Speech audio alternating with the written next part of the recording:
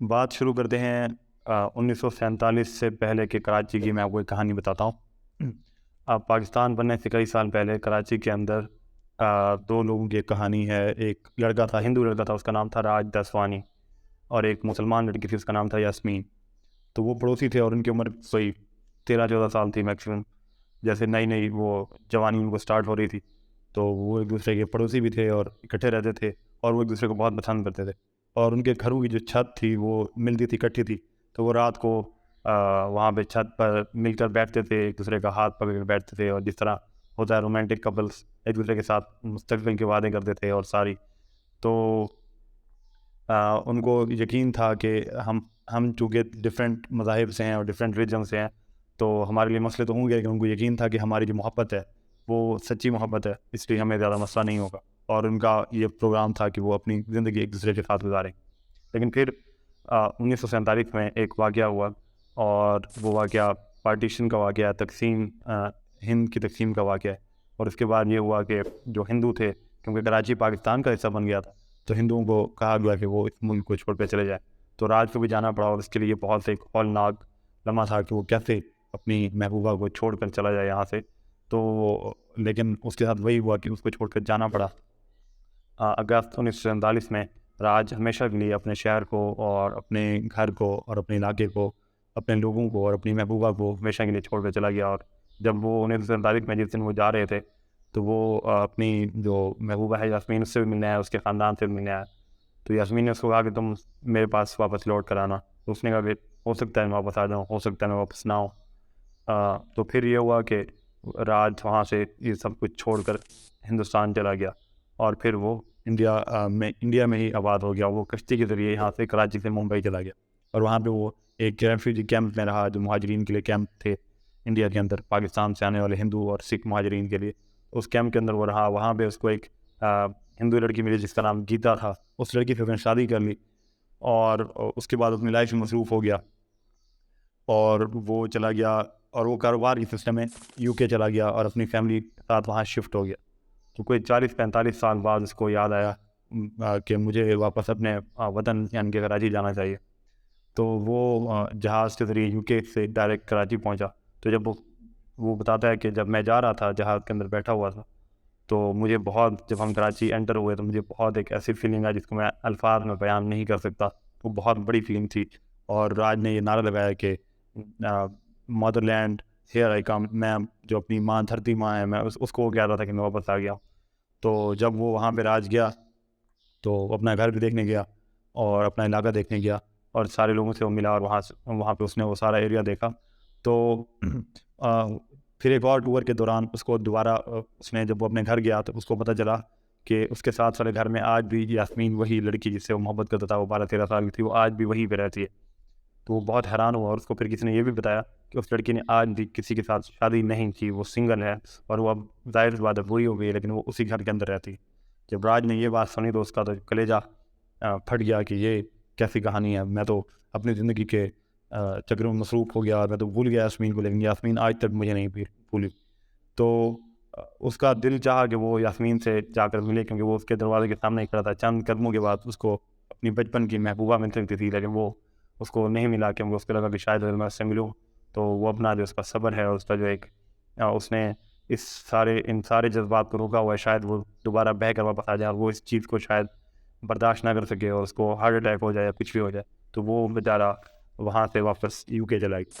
تو یہ کہانی ہے، اور اس کہانی کا مقصد یہ تھا کہ میں آپ کو اس کتاب کے بارے میں بتاؤں جس کے اندر یہ کہانی لکھی ہوئی ہے. تو یہ کتنی موونگ کہانی ہے، اور اتنی شاندار کہانی ہے، اور اتنی ٹریجک کہانی ہے. تو اس طرح کی بہت ساری اور بھی کہانیاں ہیں، اور اس کے لیے آپ کو پڑھنی پڑے گی یہ کتاب جس کو میں آج آپ بتانے آیا ہوں آپ کو. اس کے لیے آپ کو پڑھنی پڑے گی یہ کتاب جس کا میں آج آپ کو ریویو دینے آیا ہوں، اور اس کا نام ہے پارٹیشن وائسز بائی کویتا پوری، جو کہ آپ اسکرین پر بھی دیکھ رہے ہیں. یہ کتاب بیسیکلی کویتا پوری نے لکھی ہے، جو کہ ایک برٹش جرنلسٹ ہے اور رائٹر بھی ہے، BBC کے لیے بھی وہ کام کرتی ہیں.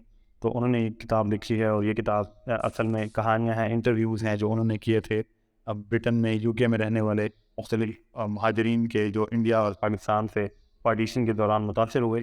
تو ان کی انہوں نے یہ کہانی لکھی ہے.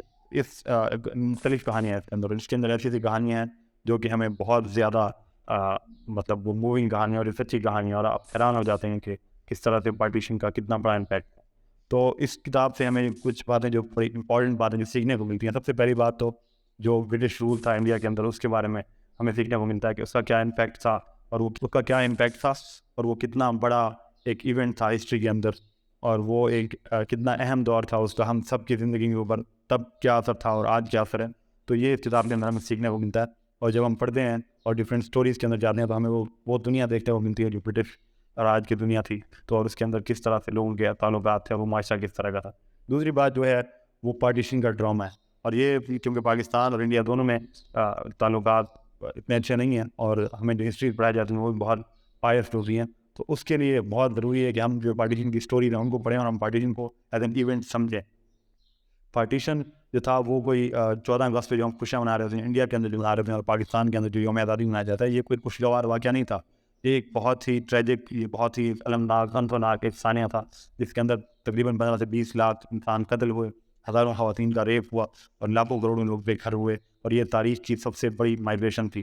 اور اس کے اوپر اور اس کا جو امپیکٹ ہے وہ لاکھوں کروڑوں انسانوں کی زندگی کے اوپر ہوا، ڈائریکٹلی اور انڈائریکٹلی، اور ان کے ساتھ جو واقعات ہوئے. تو یہ ایک بہت بڑا ہماری تاریخ کا حصہ ہے، اور ہمارے مستقبل کا بھی حصہ ہے، اور ہمارے حال کا بھی حصہ ہے، اور یہ چیزیں آج بھی ہمارے ساتھ موجود ہیں. تو اس کے لیے ہمیں بہت ضروری ہے کہ ہم سمجھیں کہ کتنا ٹریجک ایونٹ تھا، اور کس طرح کتنا مشکل کام تھا لوگوں کے لیے کہ وہ اپنا گھر، اپنا بار، اپنے لوگ، اپنی زمینیں اور اپنا سب کچھ چھوڑ کر دوسرے ملک چلے جائیں، صرف اس وجہ سے کہ ان کا مذہب مختلف تھا، اور مذہب کی بنیاد پر جو ہے وہ بڑے صغیر کی تقسیم ہوئے.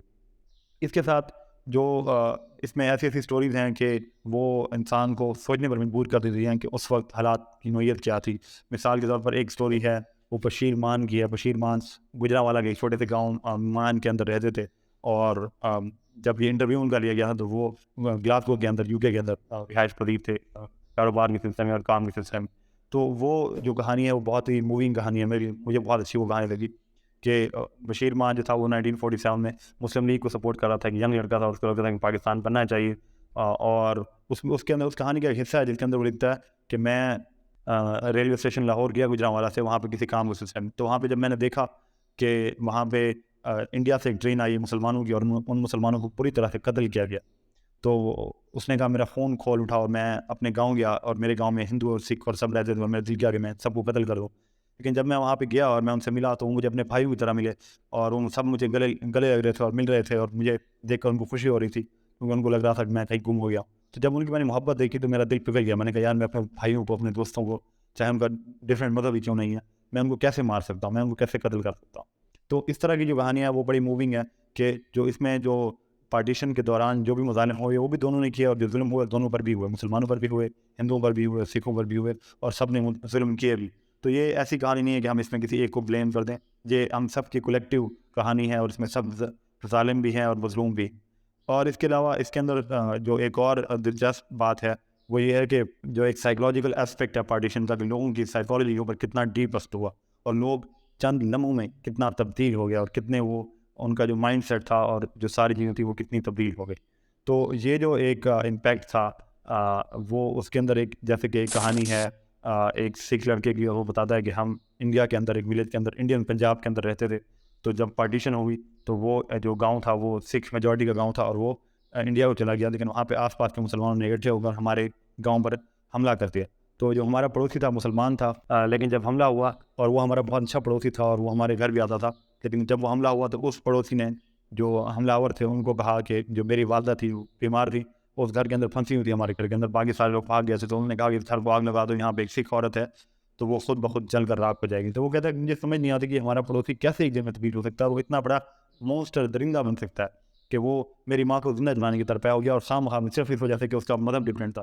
تو اس طرح کے واقعات بہت زیادہ جو ہے نا وہ امپیکٹفل ہیں، اور وہ ہمیں سوچنے پر مجبور کرتے ہیں کہ کتنا یہ اہم ایونٹ تھا، اور اس کی کیا ڈائنامکس تھی اصل میں کہ کس طرح ہو. لیکن اس میں ایک اور جو خوبصورت پہلو ہے اس پوری پارٹیشن کا، اور اس کتاب کے اندر بھی جو کہانیاں ہیں اس سے ہمیں پتہ چلتا ہے، وہ ہے ریزیلینس کا، اور وہ ہے لوگوں کی ہیلپ کرنے کا. تو اس کے اندر بھی ڈفرینٹ اسٹوریز ہیں کہ لوگوں نے کس طرح جس طرح لوگوں نے ایک دوسرے کے مختلف مذہب ہونے کی وجہ سے لوگوں کو قتل کیا، اس طرح لوگوں نے مختلف مذہب کے ہونے کے باوجود ایک دوسرے کی مدد بھی کی، جو کہ بہت ہی ایک اسٹانشنگ بات ہے اور بہت ہی امپریسو بات ہے. اور اس طرح کی بہت ساری اسٹوریز ہیں کس طرح سکھ عورتوں نے مسلمان عورتیں جن کے اوپر ریپ ہو رہا تھا ان کو بچایا اور ان کی مدد کی اور ان کو کھانا کھلایا اور ان کی ہیلپ کی کہ وہ یہاں سے سیفلی چلے جائے. اس طرح ایک پارسی کی سٹوری ہے جو کہ انڈین ایئر لائنس کے لیے کام کرتا تھا اور اس نے کس طرح مسلمانوں کو انڈیا سے سیف طریقے سے نکلوایا. تو یہ بیسیکلی ایک ہمارے لیے ایک سبق ہے کہ کس طرح لوگوں نے ایک دوسرے کی ہیلپ بھی کی تھی. تو جب ہم پارٹیشن کو پاکستان کی طرف سے دیکھتے ہیں تو ہم سمجھتے ہیں کہ ہندو اور سکھ ظالم تھے اور انہوں نے ظلم کیے, اور جب ہم انڈیا کی طرف سے دیکھتے ہیں تو مسلمانوں کو ظالم سمجھا جاتا ہے. لیکن جب کہ جو ریئل سٹوریز ہیں اور جب ہم پارٹیشن وائسز کی کتاب پڑھتے ہیں تو ہمیں یہ سمجھ آتا ہے کہ اصل میں ایسا نہیں تھا. اصل میں ظالم اور مظلوم کی ڈیفینیشن وہاں پہ بہت ڈفرینٹ تھی. وہاں پہ جس کے پاس میجورٹی تھی یہاں پہ وہ ظالم بن گیا, اور جس کے پاس مائنورٹی تھی وہ مظلوم بن گیا. اور اس میں پھر عورتیں جو خواتین ہیں ان کے اوپر جو امپیکٹ ہوئے وہ تو مطلب جو ہماری ڈیفینیشن ہے اور جو ہمارا اسٹیٹ نیریٹو ہے وہ اس کو چیلنج کرتی ہے کتاب. اور یہ دونوں اسٹیٹس نیریٹو پر اس وقت جو ہائپر نیشنلزم انڈیا اور پاکستان کے اندر پھیل چکا ہے اس کے حوالے سے یہ بہت بہترین کتاب ہے کہ ہمیں پڑھنے کا موقع ملے تو ہم سمجھتے ہیں کہ ہمیں اصل میں جو ہے ہمیں ایک دوسرے کے قریب آنا چاہیے. اور یہی اس کتاب کا ایک اہم لیسن بھی ہے کہ جو پاور ہے کہ ہم دوبارہ کمیونیکیٹ کریں اور ریکنسیلیٹ کریں, ہم دوبارہ ایک دوسرے کے ساتھ بات کریں, بیٹھیں, انڈیا اور پاکستان کے لوگ اور انڈیا اور پاکستان کی گورنمنٹس اور ادارے اور لوگ آپس میں بیٹھیں اور کنیکٹ ہوں اور بات کریں کہ کیا مسئلہ ہوا ہے اور اب ہم اس کو کس طرح حل کر سکتے ہیں اور کس طرح اس سے موو آن کر سکتے ہیں. کیونکہ انڈیا اور پاکستان کی دشمنی نے کروڑوں انسانوں کی زندگیاں آج تک برباد کی ہوئی ہیں. غربت اور بے روزگاری اور دونوں سائڈ پر جو حالات ہیں اور پاکستان کے معاشی حالات ہیں تو ان میں ہم افورڈ نہیں کر سکتے کہ ہم دشمن پالیں اور ہم کشمیر کے اوپر جنگیں کریں اور ہم لوگوں کو قتل کریں اور ہم میزائل ان کے اوپر اربوں روپے خرچ کریں, بجائے اس کے کہ وہی پیسہ ہم اگر ہم دوست ہوں گے تو ہم تجارت کے اوپر, ٹورزم کے اوپر, لوگوں کی روزگار, صحت, تعلیم, اس طرح کی چیزوں کے اوپر خرچ کر سکتے ہیں. تو یہ ایک بہت امپورٹنٹ لیسن ہے جو کہ ہمیں اس کتاب سے ملتا ہے. تو اس کتاب کے اندر ایسی ایسی موونگ کہانیاں ہیں کہ آپ پڑھ کر حیران ہو جاتے ہیں, اور یہ بہت ہی دلچسپ کتاب ہے. میرے خیال میں تمام پاکستان, انڈیا اور کہیں بھی جو ساؤتھ ایشین ہسٹری کے فینس ہیں ان کو یہ کتاب پڑھنی چاہیے. اور اگر آپ ساؤتھ ایشین ہسٹری کو نہیں بھی سمجھ سکتے یا اس کے آپ نہیں سمجھتے اس کے باوجود بھی آپ کو یہ کتاب پڑھنی چاہیے. اس کے اندر ایز ہیومن آپ کے اندر کا جو انسان ہے وہ حیران ہوگا اور اس کو بڑا موو کرے گی یہ کہانیاں.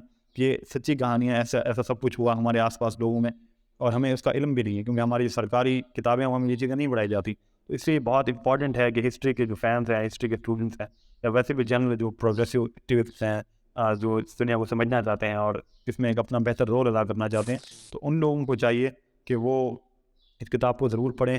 اور اس کتاب کے اوپر جو ہے وہ بہت امپورٹنٹ جو ہے نا ہمیں اس کتاب سے ہمیں بہت امپورٹنٹ انسائٹس ملتی ہیں اور آج کے پاکستان کو اور انڈیا کو سمجھنے کا موقع ملتا ہے. امید ہے آپ کو یہ ہماری بک سمری اور بک ریویو پسند آیا ہوگا, اور ہم اب اس طرح کے مزید بک ریویوز لائیں گے. تو آپ ہمارے چینل کو دیکھتے رہیں, اس ویڈیو کو آپ شیئر کریں اور چینل کو سبسکرائب کریں. بہت شکریہ.